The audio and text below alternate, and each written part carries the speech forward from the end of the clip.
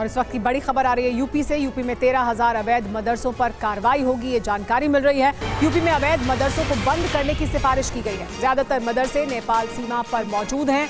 अधिकतर मदरसे खाड़ी से आए पैसों से बनाए गए हैं। आय और खर्च का हिसाब नहीं दे सके ये मदरसे और इस वजह से अब सिफारिश की गई है कि इन मदरसों को बंद कराया जाए। ज्यादातर मदरसे जिनको बंद करने की सिफारिश की जा रही है ये नेपाल सीमा पर मौजूद हैं और ये बताया जा रहा है कि इन मदरसों को ज्यादातर बनाने के लिए जो पैसा है वो खाड़ी के देशों से आया है। आय और खर्च का हिसाब नहीं दे सके मदरसे ऑडिट के दौरान, जिसके बाद ये सिफारिश की गई है कि इन मदरसों को बंद कर दिया जाए।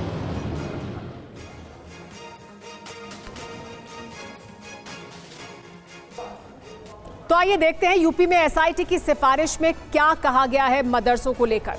यूपी में एसआईटी की सिफारिश में यह कहा गया है कि 13,000 अवैध मदरसे मौजूद हैं जिन्हें बंद किया जाना चाहिए। अधिकतर अवैध मदरसे नेपाल बॉर्डर पर मौजूद हैं, ये भी बताया गया है इस सिफारिश में। एसआईटी की जो जांच है उसमें ये बात सामने आई। मदरसों के निर्माण में खाड़ी देशों से पैसा आया। ज्यादातर इन मदरसों में जो पैसा लगा है, इनको बनाने में जो पैसा आया वो खाड़ी के देशों से आया है। कहां कहां पर मौजूद है ये भी बताया गया। महाराजगंज, श्रावस्ती और बहराइच में ये अवैध मदरसे मौजूद हैं, यानी नेपाल की सीमा से लगते हुए जो जिले हैं वहां पर ज्यादातर ये मदरसे हैं। बहराइच, सिद्धार्थनगर और सहारनपुर में भी अवैध मदरसे हैं, यानी सिर्फ नेपाल सीमा पर ही नहीं बाकी जगहों पर भी इस तरह के मदरसे हैं जिनमें खाड़ी के देशों से आया हुआ पैसा लगा है। यहाँ पर आय और जो खर्च है उसका हिसाब मदरसे नहीं दे पाए एसआईटी की जांच में, जिसके बाद एसआईटी द्वारा ये सिफारिश की गई है। हर सीमावर्ती जिले में 500 से ज्यादा अवैध मदरसे मौजूद हैं, यानी ज्यादातर जो जिले हैं, जो सीमावर्ती जिले हैं, वहां पर 500 मदरसे हर जिले में हैं। 5,000 मदरसों के पास अस्थायी मान्यता है। ऐसे 5,000 मदरसे हैं जिनके पास स्थायी मान्यता नहीं है, अस्थायी मान्यता है, उनके भी खिलाफ सिफारिश की गई है एसआईटी द्वारा। एक और बड़ी खबर आपको बता दें इस मामले से जुड़ी हुई। एसआईटी की सिफारिश पर केशव प्रसाद मौर्य ने बयान दिया है। शिक्षा के बहाने देश विरोधी गतिविधियां जो की जा रही थी उसकी जांच होगी। गलत रास्ते वाले सही रास्ते पर आ जाएं, ये चेतावनी भी दी गई। डिप्टी सीएम ब्रजेश पाठक ने भी बड़ा बयान दिया है। यूपी में अवैध गतिविधि नहीं होने देंगे, कहा ब्रजेश पाठक ने।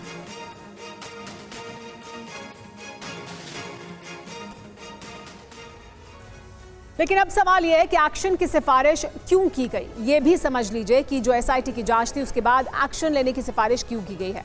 एक्शन की सिफारिश की कुछ मुख्य वजहें हैं जिसकी वजह से एसआईटी की रिपोर्ट में ये सिफारिश की गई।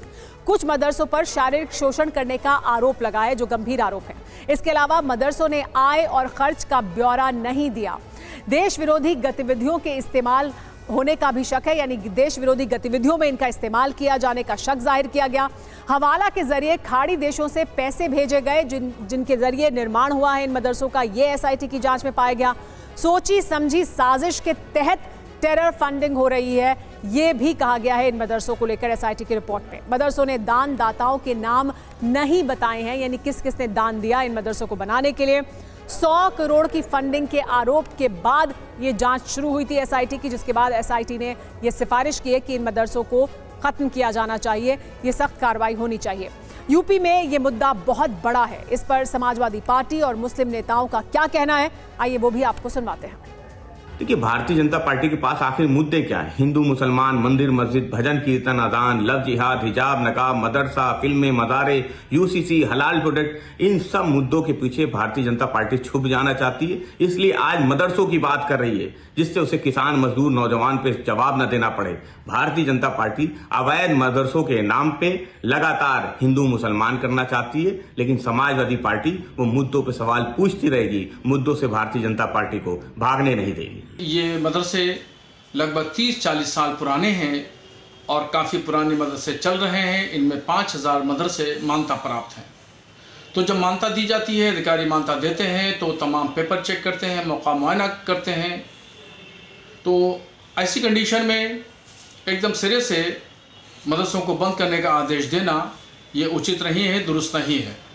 हाँ, जहाँ तक टेरर फंडिंग की बात है तो ये ज़रूर ये चिंताजनक विषय है और ऐसे लोगों के खिलाफ कार्रवाई की जाना चाहिए।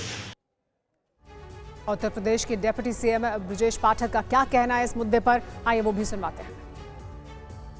उत्तर प्रदेश में अगर कोई भी ऐसी गतिविधि है, शिक्षा को लेकर के कोई समस्या नहीं है, लेकिन शिक्षा के केंद्रों की आड़ में अगर कोई गैर कानूनी गतिविधि है तो उसकी जांच होगी और जांच में जो दोषी होंगे उनके खिलाफ कार्रवाई होगी। भारी फंडिंग आई है सर, विदेशों से कहा गया। नहीं, जैसा आप बता रहे हैं उसको मैं सुन भी रहा हूं। मैंने कहा जो गलत करेगा कानून उसके खिलाफ कठोर कार्रवाई करेगा और जो सही करेगा सरकार उसका संरक्षण करेगी। हमारी सरकार पूरी तरह से प्रदेश में कानून व्यवस्था को और सुदृढ़ करेगी।